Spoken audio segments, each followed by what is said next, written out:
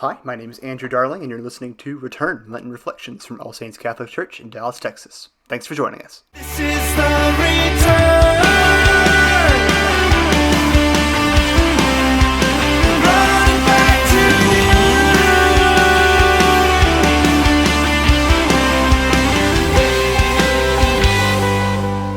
Welcome back, everybody. Welcome back to Return, where we're taking time each day to prepare our hearts for Easter and our souls for heaven. Today is day 43. It's actually Wednesday of Holy Week. This is the sixth week, if you will, of Lent, but it's this last week leading right up to Easter is really important, and we call it Holy Week. So it's Wednesday of Holy Week, or as sometimes it's called, Spy Wednesday, because in the Gospel reading today, it talks about how Judas begins to deny Jesus, and so him as that sort of spy figure. So, if you haven't subscribed at this point, we're almost there, but you still have time. Go ahead and do so. Subscribe on whatever platform it is that you're listening to us on, and so that you can make sure that you catch all the upcoming episodes over the next couple of days throughout the rest of Holy Week and into Easter. So, let's dive into our reflections for today. The word I want to talk about today is help. And no, not the Beatles movie or the Beatles song, but help, because it's all over the readings for today, and it's all over what Lent is really about. Like we said at the very beginning, we're calling this whole series Return because we find ourselves distant from God in some ways, and every one of us it's different ways.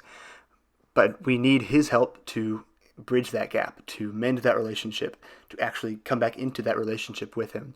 And in all of the readings for today, whether it's the Psalm where it says, Lord, I need your help, or in the first reading which says that God is my help, and the Gospel where Judas begins to, again, deny Jesus, and he actually goes to the Pharisees and the Sadducees and sells him out.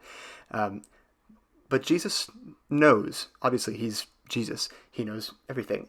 And when Judas comes to him, he points out as they begin the Passover, by the way, one of you is going to betray me.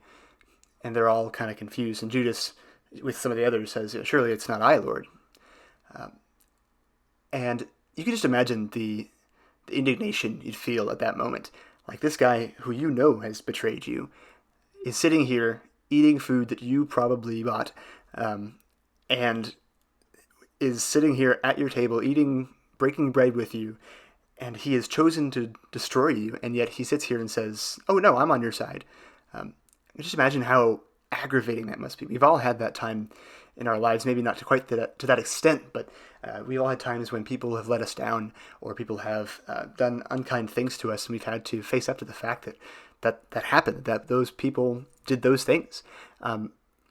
But again, the word I want to focus on is help, because whether it's that kind of situation or any other kind of thing that we can find ourselves in, any other stress or difficulty or hardship or suffering, God is our help. We just need to ask for His help, and He will send it, because He is watching out for us, and He does care for us.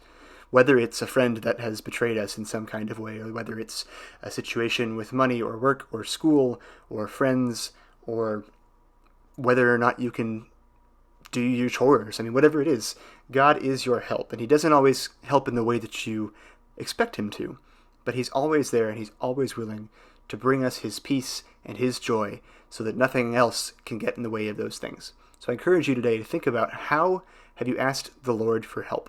And how, in the past or in the present, how has God helped you with different things? How has God shown up when you needed Him?